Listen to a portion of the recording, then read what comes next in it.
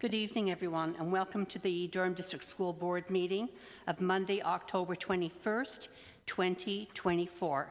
I'd like to call this meeting to order. Before we begin,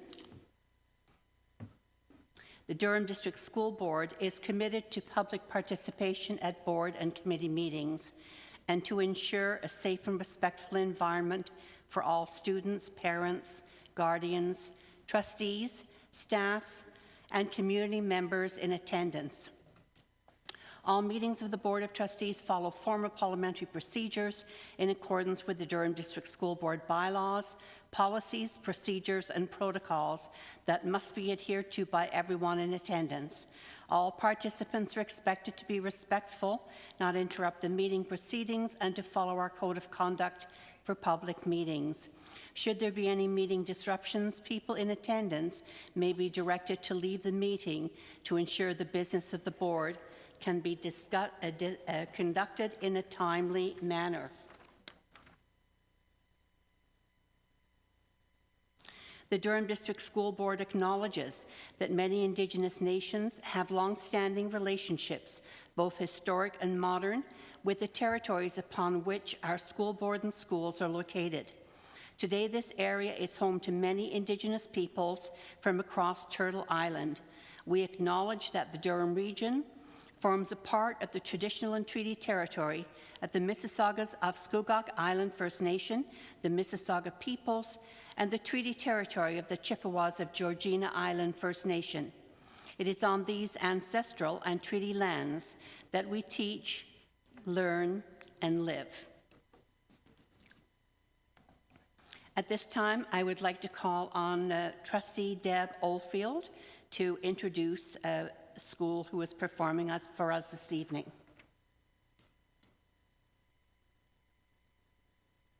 Tonight we're pleased to showcase the Waverley Public School Junior Choir. Choir members are in grades 3 to 5 and are led by music teacher Mux Shannon. The choir has shared a recording of their version of O Canada, and please rise if you are able.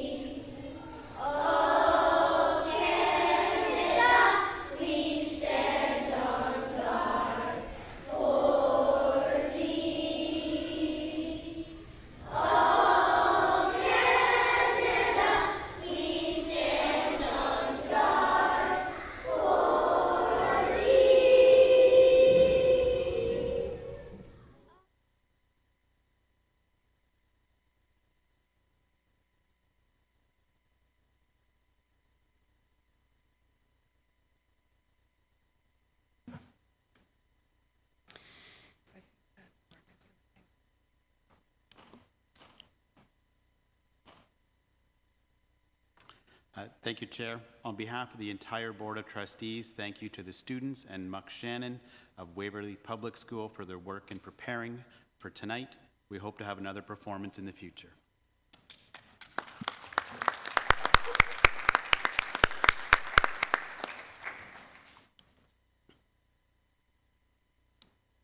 Item 4 on the agenda, are there any declarations of interest? I'm seeing none. There are no declarations of interest at this time. May I have a mover and a seconder to adopt the agenda as distributed? Trustee Edwards, Trustee Jacula, all in favor? Motion carries. The agenda is adopted as distributed.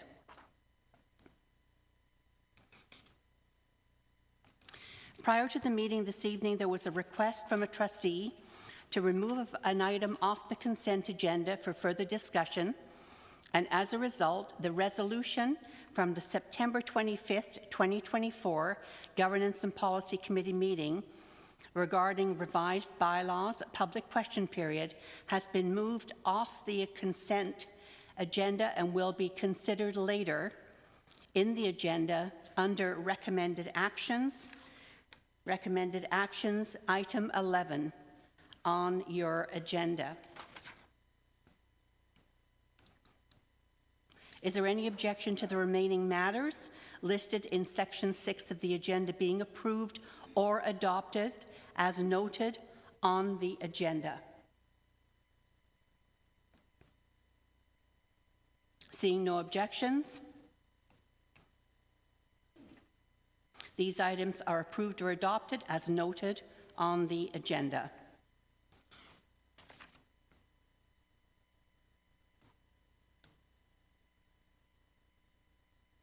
Moving on to item 7.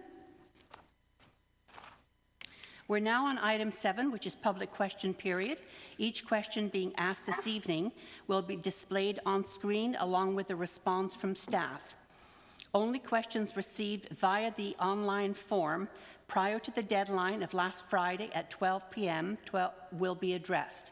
In accordance with the established question period process, questions received after the deadline or via alternate formats are not eligible to be addressed.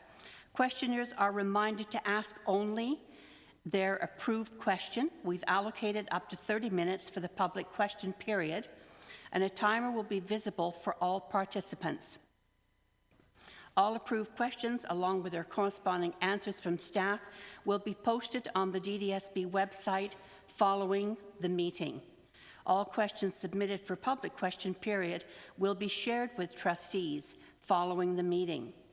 I would like to invite Dylan Reynolds to ask his question this evening virtually, which will then be responded to by Associate Director David Wright.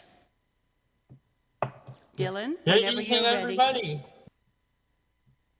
My question tonight is about the school bus cancellation due to inclement weather. In the winter of 2022-2023, there were a lot of bus cancellations, but in the winter of 2023-2024, there were almost no bus cancellations at all. The upcoming winter of 2024-2025 is expected to be the snowiest and the coldest winter since the 2014-2015 winter. So are we prepared for another round of bus cancellations for the winter of 2024 and 2025? Good evening, Dylan. Thanks for your question. The shorter answer is yes. And though we are hoping that the weather will cooperate, we are prepared for bus cancellations due to inclement weather. And just for your information, for everyone's information, we have seen fewer bus cancellations for snow accumulation in recent years and more cancellations due to freezing rain and ice-covered roads, which are conditions that are a little bit more difficult to predict. Snow is a little bit easier to see in the forecast. Anyway, we're all set, but we'll hope that it doesn't happen. Thanks very much. Yeah, and also I want to say tonight I do oppose the move to get a real public question periods. I've enjoyed doing these public question periods since 2020, and I really wish that we can keep these public question periods. This has been a good run for the past 4 years, and I think I want to continue with this on a permanent basis. So I would say if we don't see you guys again, best of luck, everybody, and I'll see you guys hopefully and possibly in December the 2nd, 2024. Bye! Bye, Dylan. Thank you. Thank you for your comment. I will now ask Superintendent Michael Bowman to read and respond to the next question. Superintendent Bowman. Thanks, and through you, Chair. The question is to ask if the next version of the DDSB 911 emergency resource could have a section on missing students in hopes that it could be updated soon, and to the effect of as soon as it is noted a student has gone missing from school property, call 911 for additional resources. So the 911 emergency resource is provided to assist principals and administrators with an initial response to an emergency that is an impending threat to life, health, or property. It provides immediate actions to take, including assessing the situation and then notifying 911. The 911 emergency resource is updated on a regular basis and is currently being revised. We appreciate the suggestions to include a missing student as part of this resource and agree to include it as part of the next revision. Thanks. Thank you. I will now ask Superintendent Erin Elmhurst to read and respond to our last question. Great, thank you. Good evening, and through you, Chair Thatcher. The question is, if teacher resources for reading levels, BAS, and language LLI are being removed, why and what will they be replaced with? The Ontario curriculum was updated in June 2023 to reflect the recommendations from the Right to Read inquiry, ensuring alignment with the science of reading and evidence-based approaches. As a result, we are transitioning away from the traditional use of BAS and LLI. However, some educators may still choose to use these resources as supplementary tools to support comprehension in grades 4 to 8. And some texts may continue to be used for independent reading and subject-specific contexts. Moving forward, we are adopting resources that support evidence-based approaches to teaching reading, such as Acadience reading, decodable text, classroom-based resources, and intervention supports such as Lexia and Rewards. This shift will ensure that all students receive instruction in grounded, proven, research-based methods, setting them up for long-term reading success. Thank you. Thank you, Superintendent Elmhurst. That concludes a public question period. We'll now move on to agenda item 8, information update from the Director. Thank you, and through you, Chair. During the Director's report, I'd like to take the opportunity to bring forward a few updates on our progress on the multi-year strategic plan. On June the 3rd, we shared the 2024-25 multi-year strategic plan. This outlined our guiding principles that are the foundations of our work: upholding Indigenous rights, affirming and upholding human rights, and caring about and striving to know each other. We agreed that to support our 3 priorities of meaningful learning, connected community, and well-being, we needed to assess our impact continuously. My update tonight will focus on meaningful learning. Acadience Reading K-6 is an evidence-based early reading screening tool that identifies students who may have future difficulties in reading. The assessments include letter naming fluency, word fluency, oral reading fluency. Training began last year and continues into the fall. As of September 2024, 1,071 of our K2 educators have completed the training and have been using the strategies to understand the needs of our youngest learners. Universal Design for Learning, or UDL, is an approach that recognizes that all learners are unique. In our commitment to building on the potential of each student, we are learning to develop environments that engage each student in a meaningful way. That is UDL. All staff engaged in a kickoff to the school year with learning about Universal Design for Learning, hosted virtually by Mirko Chardin of Novak Education. This week, key educational leaders from each school will re-engage in person with Mirko to better understand how to support this practice of UDL in schools. Further learning for all educators has been taking place at staff meetings each month, focused on the core principles of UDL, and staff are being encouraged to continue their professional learning through the monthly UDL newsletter. And in speaking of individualization, we're committed to improving the experience of our students who have individual education plans, also known as IEPs.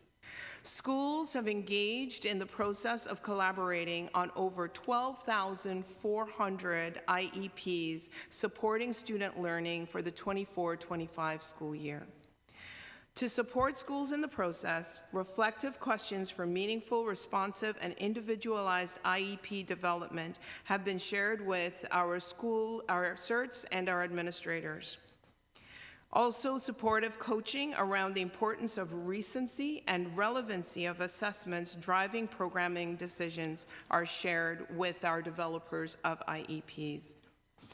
Resources have also been shared, such as the revised and updated Parent-Guardian Guide, amplifying the importance of family input into planning for student learning. One of our key multi-year strategic plan principles is upholding Indigenous rights. On October 7th, 2024, the Durham District School Board, DDSB, hosted the first session in a series of speaker workshops organized by the Indigenous Education Department. The inaugural speaker was Chief Kelly LaRocca of the Mississaugas of Scugog Island First Nations, who is highly respected in her community. Chief LaRocca's discussion highlighted the importance of land-based learning, emphasized the profound connection between Indigenous culture and the land, which is seen not just as a physical space, but as a living entity with cultural, spiritual, and educational significance. Chief LaRocca explained how land-based learning helps to deepen understanding of Indigenous history and perspectives, while also promoting environmental stewardship and reconciliation. This approach weaves traditional Indigenous knowledge and teachings into educational practices, encouraging students and educators to develop a respectful, reciprocal relationship with the land. It was well attended and very engaging learning opportunity. The second session in the speaker series will take place at DDSB on November the 18th from 4 to 6. Dr. Chad Cowie, Assistant Professor of Political Science at the University of Toronto, will lead a discussion focused on the history and governance of the Michi-Sagig people. And additionally, as all of our staff are human rights duty bearers, over the course of 5 Wednesdays this past summer, Facilities Services partnered with People and Culture and Human Rights, as well as Indigenous education teams, to engage the custodial and maintenance team professional learning on anti-oppression and related policies. Each session hosted between 60 and 115 employees. This was the first time that these teams have been brought together for this type of professional learning. Leveraging a discussion-based session structure, our facilitation team benefited from learning about the experiences and needs of this employee group. We will continue to build on this experience for future sessions. These are a few examples of the work we're undertaking to deliver on the promise of meaningful learning for students and staff as per our multi-year strategic plan. In the months ahead, we will be collecting impact data in the form of stories, experiences, data, and outcomes that we will include in these monthly updates. And that's all for my update, Chair. Thank you. Thank you, Director Williams-Taylor. And I'll come back to you now for the good news from the system. Thank you, Chair. And per usual, I'll call on the media team to press play.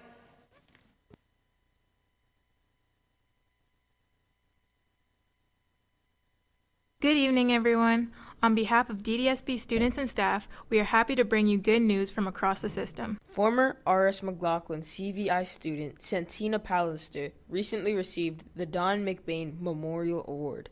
This award is a recognition given to Indigenous students entering their first year of post-secondary education. Santina excelled as an active member of the Indigenous Student Circle and is also a multi-talented artist. Congratulations, Santina.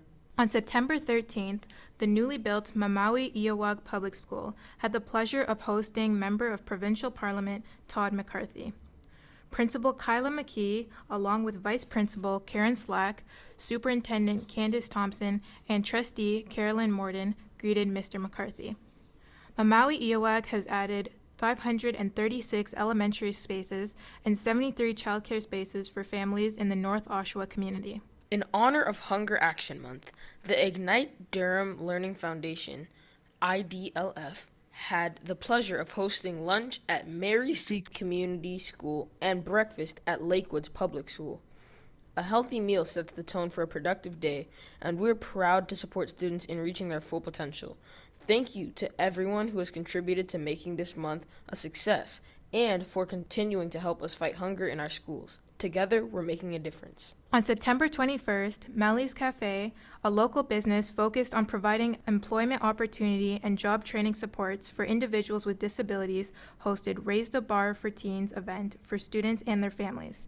DDSB transition coordinators Ashley Romano and Braden Sherwood shared information about supports, pathways, and considerations to help navigate what life looks like for students after high school. Durham Integrated Arts Camp, DIAC, was a huge success. From September 21st to 27th, 400 students and 70 staff from across the DDSB engaged in an unforgettable week of creativity, collaboration, and artistic exploration.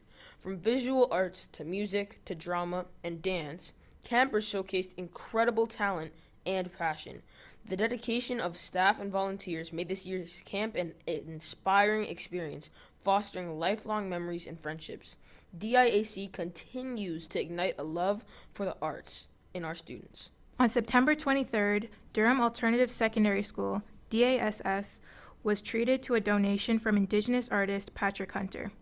Thanks to a partnership between Tree Canada and Staples Canada, students and staff received 4 all-weather chairs along with 40 new native hardwoods and shrubs gifted to the school. Artistic images on the chairs included a painting of sage, tobacco, sweetgrass, and cedar with the spelling of their English and Indigenous names. On September 26th, deaf and hard-of-hearing students from the DDSB traveled to Sir James Whitney School for the Deaf in Belleville to participate in a community building day.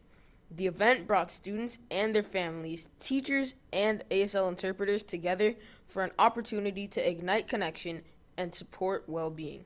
Students and staff gathered on September 26th to celebrate the official renaming of Lord Elgin Public School to Ontario Street Public School. The afternoon ceremony celebrated students with musical performances, poems, and more.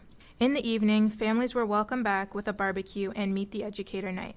Every September, schools are buzzing with energy and creativity as students and staff rally together to raise money for the Terry Fox Foundation. They celebrate Terry's memory and mission by walking, running, and rolling through local neighborhoods. Thank you to all those who participate and donate each year. Together, we can send messages of hope and inspiration to all Canadians. September 30th marks the National Day for Truth and Reconciliation. The orange shirts worn by staff and students symbolize our responsibility to learning the truth and acting in reconciliation every day of the year. We honor the survivors of residential and Indian Day schools and acknowledge the lasting impacts they face as we strive to dismantle systemic barriers affecting Indigenous communities. October 2nd marks National Custodial Workers Day. This day acknowledges and values the work that takes place behind the scenes to keep our schools and office buildings clean and safe. Thank you to all DDSB custodians and facility services and staff for all that you do for our school communities. October 5th is World Teachers Day. The day exemplifies the awareness, understanding, and appreciation displayed for the vital contribution that teachers make to education and development. Thanks go out to the difference our dedicated teachers make. As you can see, the dates of significance take us to the next board meeting in November.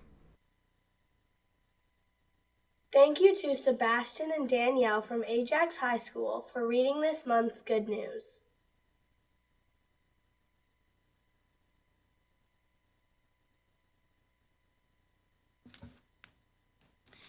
Moving on in the agenda then to item 10. The first of 2 presentations this evening, a call on Trustee Donna Edwards.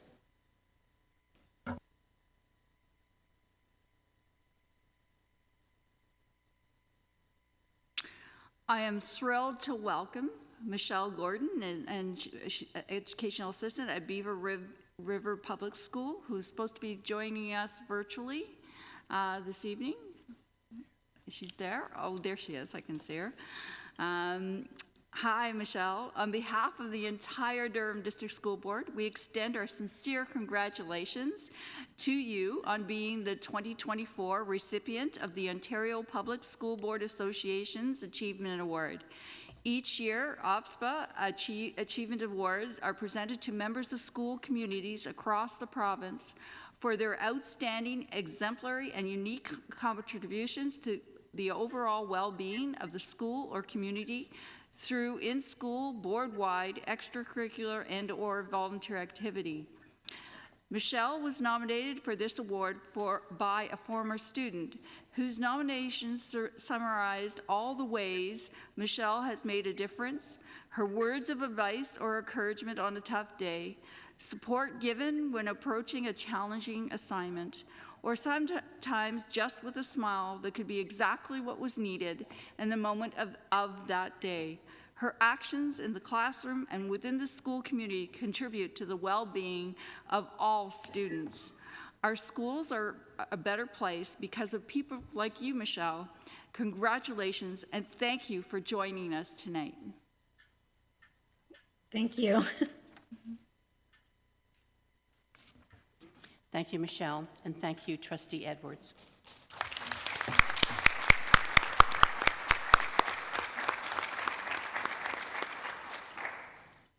Moving on to item 10B, the 2023-24 Educational Services Staff Award. At the June 2023 board meeting, the board approved the establishment of an annual Education Services Staff Award. The award is to recognize a staff member, team affiliated with CUPE, consisting of office clerical technical staff, custodial and maintenance staff, and educational assistants. These staff support the safe operation of schools. They keep our schools clean and systems operating and provide program support to teachers and students. The award provides the board with the opportunity to recognize an educational service staff member who has made an exceptional contribution to the support of students, schools, or the growth of others in the board. In addition to the recognition of winning an annual Education Services Staff Award, each recipient receives $500 towards a project or initiative of their choice. A committee consisting of the chair of the board, the vice chair of the board, president of CUPE Local 218, and superintendent of Equitable Education for People and Culture reviewed nominations and have selected Rob Field, lead custodian at Southwood Park Public School, as the recipient for the 2023-2024 award. Director? Thank you, Chair. We'd like to congratulate Robert Field as a recipient of the DDSB Educational Services Staff Award. Since Robert's arrival at Southwood Park Public School, staff have noticed that he has elevated morale within the building, and he goes above and beyond his duties to ensure that the facilities are maintained to the highest standards. His meticulous attention to detail and strong work ethic have been noticed by all and are commendable. Robert is diligent and professional in his work and is quick to respond to any requests related to maintenance, and often takes the initiative to complete tasks before a request is made. He is described by staff as having a pleasant and friendly demeanor, which is evident each day as students and staff are greeted with a cheerful and friendly smile and a willingness to chat. Robert's approachable nature, willingness to assist others, and compassionate attitude create a welcoming environment that fosters positive relationships and enhances the overall experience for those who interact with him. As someone who takes pride in supporting the many needs of the students, staff, and building along with his positive attitude, Robert is most deserving recipient of the Educational Services Staff Award. Thank you, Robert, for all that you do for our students, for other staff, and for our school system. As a part of this award, Robert has decided to direct the $500 cash award to the Ignite Durham Learning Foundation, IDLF, to help to support students in need. Thank you, Robert, and congratulations once again. We're going to ask you to come forward so that we can shake your hand in person. And we'll also like to invite Carrie Boisvert, Acting CUPE President, to join us in presenting the award at the podium.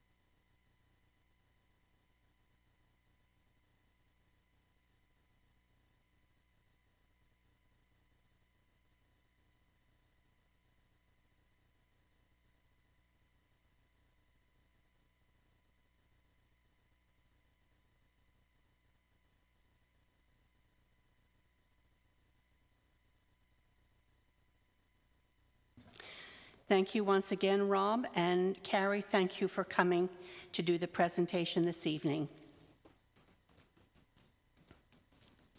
So moving on to item 11, the one recommended action that was mentioned earlier in the agenda.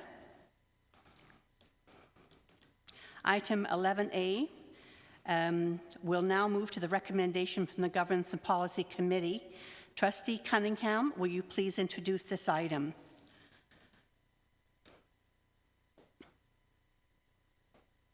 Through you, Chair Thatcher, I am bringing forward the proposed adoption of the resolution from the September 25th, 2024 Governance and Policy Committee meeting. The staff report and draft minutes of the meeting are linked in the report at page 9 of the agenda, should anyone like to refer back to those for more information. I move the adoption of the following resolution from the September 25th, 2024 Governance and Policy Committee meeting as stated on page 9 of the agenda package. That sections 5.12.13 through 5.13.16 of the DDSB bylaws be deleted in order to remove public question period from the board agenda. Thank you.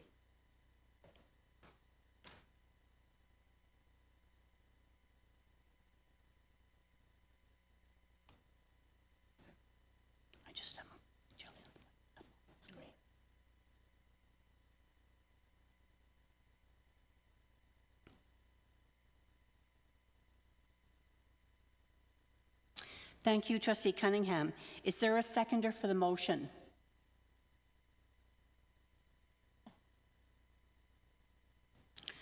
Seeing none, that motion is defeated.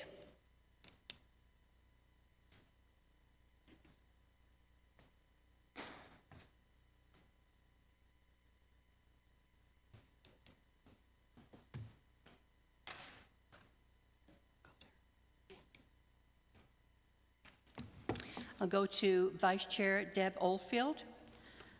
Thank you. I move to refer the proposed bylaw revision back to governance and policy, but that also along with that, the director provide a report to governance and policy that addresses the issue of ensuring a defined right to public participation.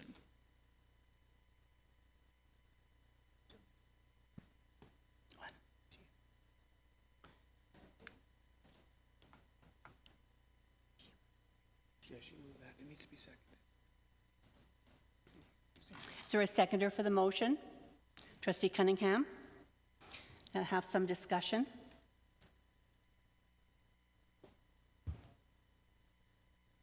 Trustee Cunningham? Thank you, and through you, Chair Thatcher, I support the motion Trustee Oldfield has put forward. I think we've heard over email and from Dylan today and through various community members that public question period is something that is meaningful to them. And beyond that, engagement with the school community and the board is something that is meaningful to them as well. And I quite like the idea of making sure that that is a cemented right for all people to be able to participate with us. So thank you for the motion, and I support it. Thank you, Trustee Cunningham. Vice Chair Oldfield. I'll try that again. Okay. Trustee Edwards, we'll begin with you if you don't mind.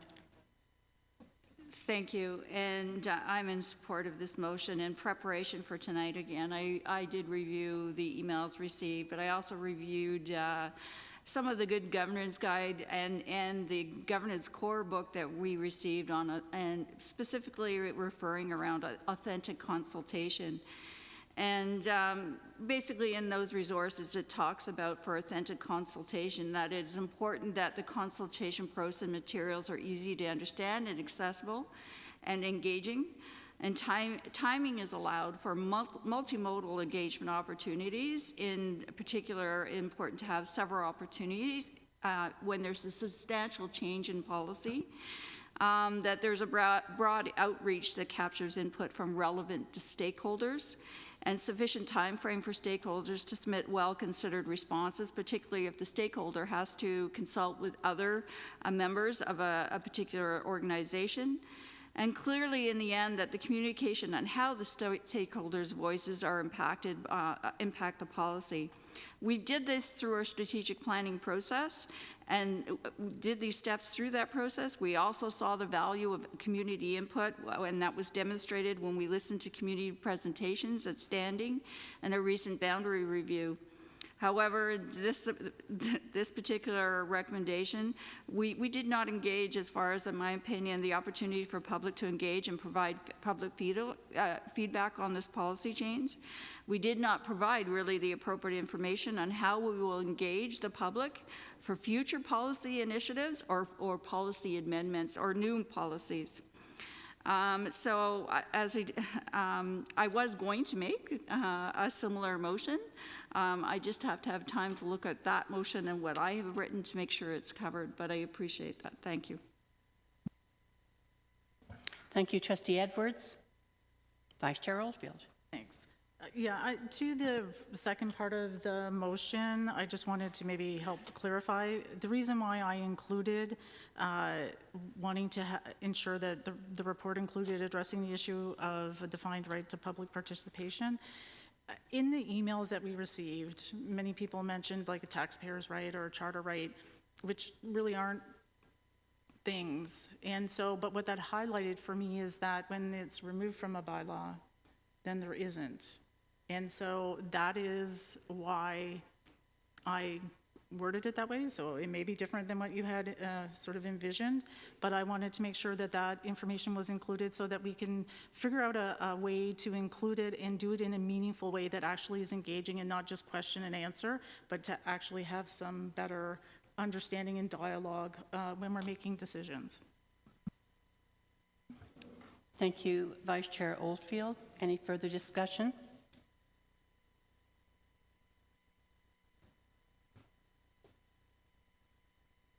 Trustee Edwards? Yes, and I had said I did have it to refer back to the governance and policy. The only difference I had in my motion basically was that the report should include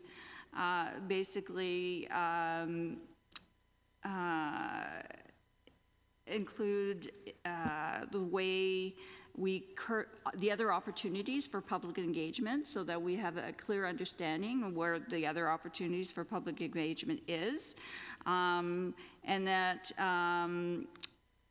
recommendations on improving public feedback in a timely way on matters of policy in particular at that time. So what you have is there, it's just that it doesn't really specifically say that I'm looking for on recommendations on improving public feedback, which is, I think you tried to address there a little bit as well, Trustee Oldfield.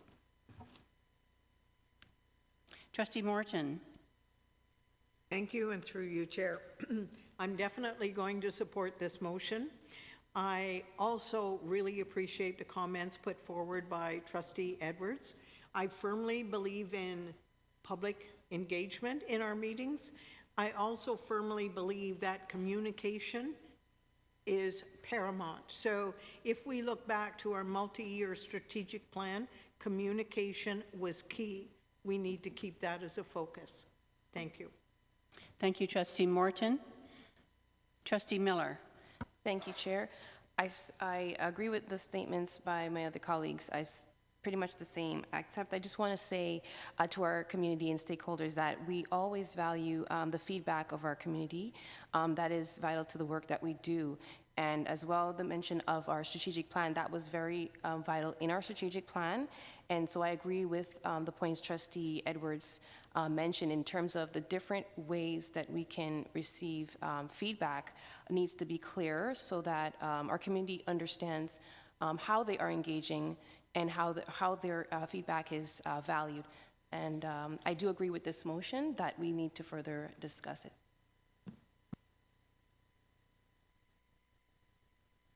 Thank you, Trustee Miller. I'm seeing no further questions or comments, so I'll call the question. All in favor?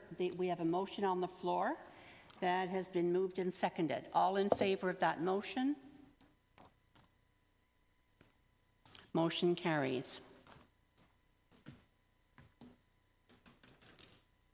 Moving on to item 12, information items. I'll call on Associate Director David Wright for the Audit Committee meeting summary. Thank you very much, Madam Chair. A summary of the September 17th Audit Committee meeting is included in your package on page 11. Excuse me. Highlights of the meeting include Trustee Michelle Arsenault being elected as Chair of the committee.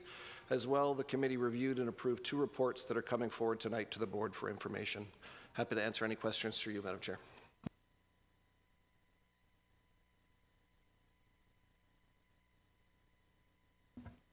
And I'm seeing none. Thank you, Associate Director Wright. And I'll call on you again for the Audit Committee annual report to the Board of Trustees. Thank you again, Madam Chair. Audit Committee Regulation 36110 requires a couple of communications to come forward annually, referenced in the previous report. Included in this report to the Board of Trustees is this report to the Board of Trustees from the Audit Committee, providing information on attendance of committee members and guests and the activity of the committee. Again, happy to answer any questions for you, Madam Chair.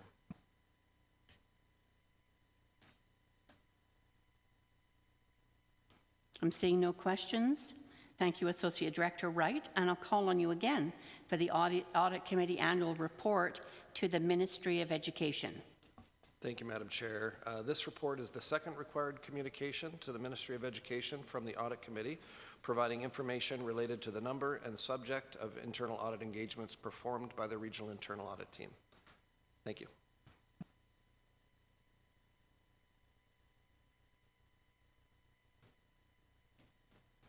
Moving on to item 12D, and I'll call on Associate Director Wright to discuss the unnamed Pickering-Seton Public School boundary review, Burkholder Drive and Azalea Avenue.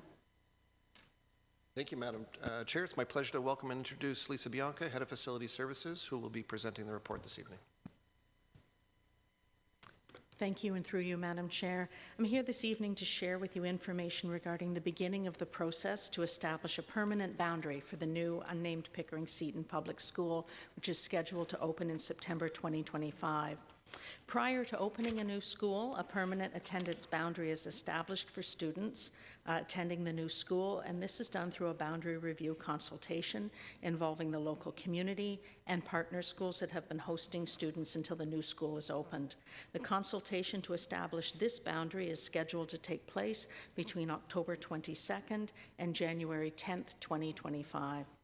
The process to establish a new or revised school attendance boundary is undertaken in accordance with the Durham District School Board School Boundaries Regulation, which is included in this report as Appendix A. The report prepared by staff will provide current and projected enrollment information, a proposed or recommended boundary, transportation information, and a communication plan. Part of the consultation process involves providing opportunities for district staff to share information about the new school with communities so that they can share their feedback, questions, and concerns.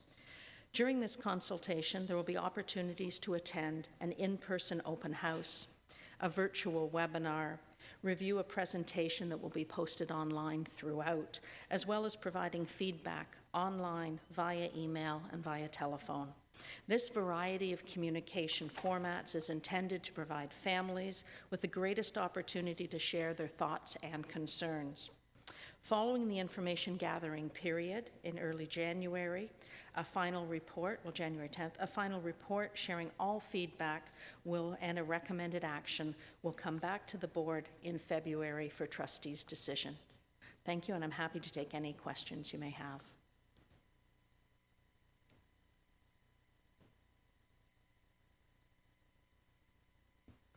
Trustee Edwards.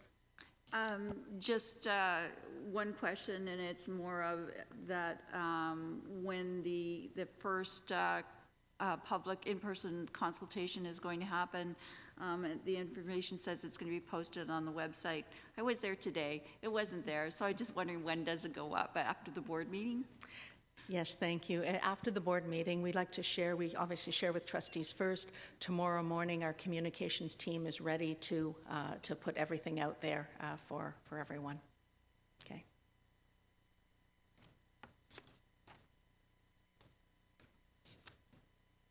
Seeing no further questions, moving on then to item 12E and back to Associate Director Wright for the unnamed Coghlan Public School boundary review at Standardville Drive and Hearst Drive in Ajax.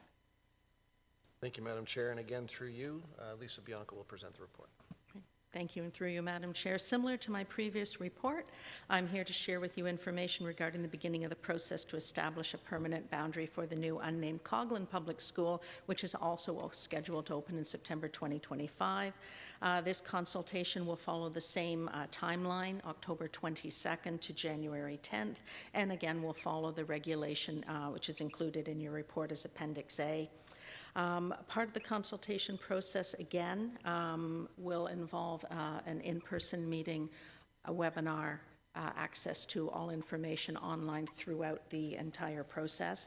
I do have to apologize. When I look through the report, I see that the map attached to our boundary report here has omitted the streets in it. That is being corrected as we speak, and it will be posted correctly tomorrow morning. So my apologies, the streets being missing on that map. Happy to share or to answer any questions that you may have.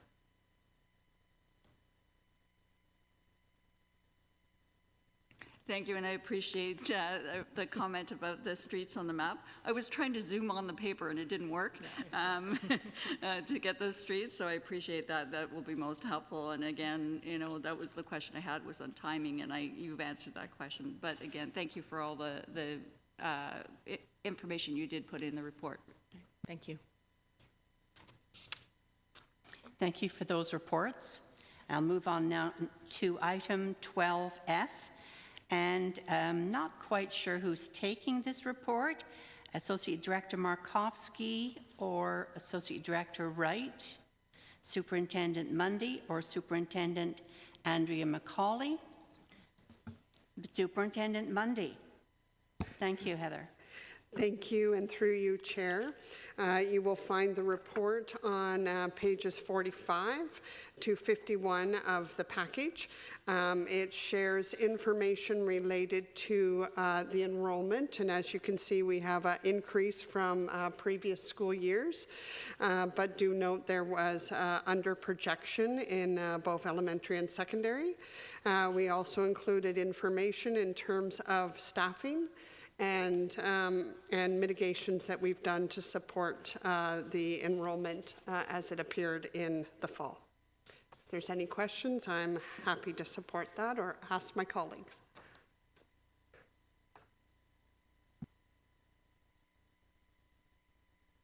Trustee Jacula. Thank you, and through you, Chair. The secondary school enrollment projection was off by 1,424. I went to RS McLaughlin, so I use that as a measuring stick. There are 1,160 students who attend RS, which is higher than when I went there due to the expansion. So the projection was off by over an entire high school. And this causes a tremendous amount of work for staff to reconfigure the classes and schools and most importantly, can have a profound negative impact upon the well-being of students. So my question is, how did we manage to miss the mark by so much, and are there takeaways to improve the projections moving forward? Through you, Madam Chair, thank you very much for the question, Trustee Jacula. And fair, we really did miss the mark.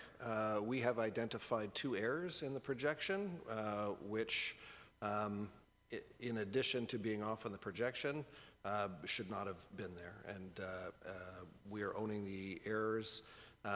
We misstated the DDSB at home enrollment, and we double counted DAS enrollment of 400 students for a combined error of just over 900 students. So we have confirmed internally we won't make similar mistakes in the future. We're in the process of documenting this. There are a number of departments that are involved in this process, from planning staff, operations staff, and people and culture. We're going to clarify the process, document it, and make sure everybody understands it so that we don't find ourselves in that situation. That being said, we know that there are a number of school boards this year that did miss their projections. We're trying to track that down a little bit better. We know that a large culprit is the pace of development in 3 areas in our district that really hasn't met our expectations. And so some of it really is purely a miss, and we'll try and be tighter going forward. But we've been caught for the 2 or 3 previous years being overly conservative, leading to just as much of a scramble in September. So we'll continue to refine the process and do better as we can moving forward, learning from our experiences. Thank you.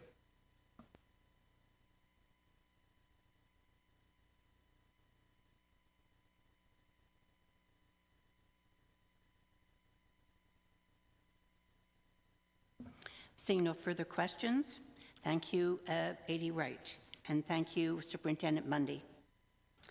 Moving on then to item 12G, the report approved May 29, 2024 Governance and Policy Committee meeting minutes, and I'll go to Trustee Emma Cunningham.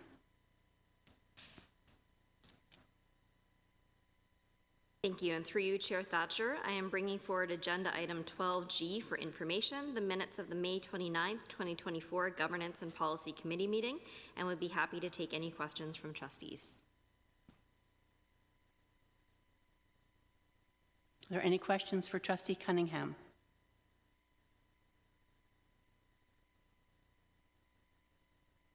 And I'm seeing none. Thank you for that.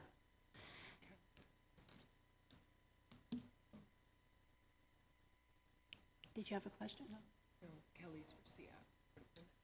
Oh, I see. So moving on to 12H then, I'll call on Trustee Kelly Miller for the report of the approved September 5th, 2024 Special Education Advisory Committee.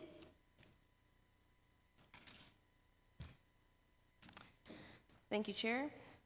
The SEAC committee met and they discussed the guide to the IPRC.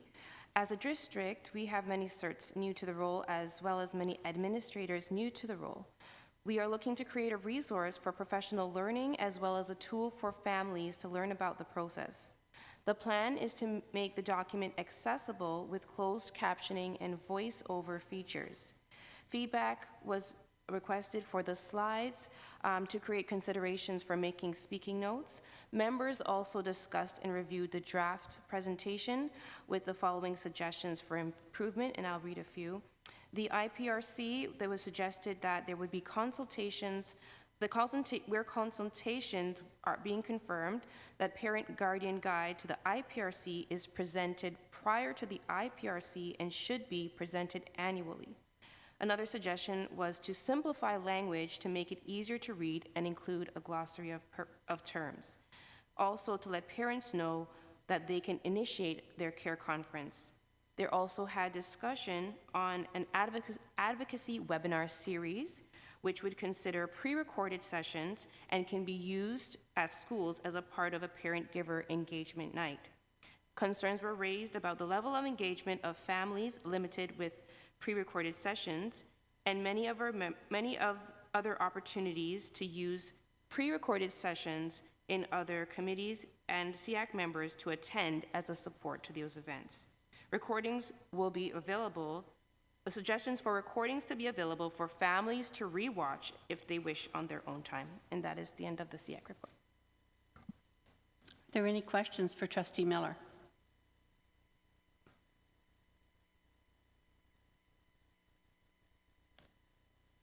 And I'm seeing none. Trustee Miller, Trustee Edwards, and Trustee Arsenault are all part of the SEAC committee. Moving on to the OPSPA report, and I'll call on Trustee Edwards. The next OPSPA Board of Directors meeting isn't until the end of November, but I would like to bring the attention to trustees and to the public that, of course, it's Local Government Week. As part of OPSPA's ongoing advocacy, we are once again participating in Local Government Week. The aim of OPSPA is to continue to increase youth and public awareness about the important role of local government plays in our communities, particularly around our trustees and our education partners, and raising civic awareness and promoting the role of trustees among Ontario students. Like in the past non-election years, we've asked trustees to set up visits, either in person or virtual, with grade 5 or 10 grade 10 classrooms during this week of October 21st to 25th. OPSPA is promoting Local Government Week centrally and has asked other education stakeholders, including the Association of Municipalities of Ontario, the Association of Municipal Managers, and the Clerks and Treasurers of Ontario Government, and opposition party critics, to promote this initiative, as well as using the hashtag #LocalGovWeek. Resources have also been shared with members. So at this time, I'd like to show the video for promoting Local Government Week and trustees. The Ontario Public School Boards Association gives voice to the students, school boards, families, and communities that make up one of the best education systems in the world. It's not just the high levels of academic performance that make Ontario stand out. It's making sure these outcomes are not just accessible for some, but for all. Trustees and the local school boards they represent make that happen. We advocate for a system that combines excellence and equity, the academic and the creative, the passionate and the practical. We support the arts and sports programs, cooperative experiences, innovation and technology, funding to help meet students where they are. We champion mental health and well-being in schools, promoting environments that are welcoming, inclusive, and equitable, ensuring every student can reach their full potential, no matter who they are or where they come from. But what does it mean to be a trustee? It means making policy decisions that affect all students. It means focusing on both the long term and each student as an individual. It means making great things happen for every child that steps through the doors of each and every school in Ontario. We do all of this by reaching out and listening across the entire education system. Whether that's a conversation on the playground or at Queen's Park, we are there. On the street, in the grocery store, at the hockey arenas and soccer fields, and in the boardroom. We bring transparency and accountability to the communities and families we serve. Trustees advocate for the connection between effective public education and the future, not just for the economy, but for the social fabric of the province and beyond. This is the work of community cohesion and nation building. Ontario's public education system, something we can all be proud of.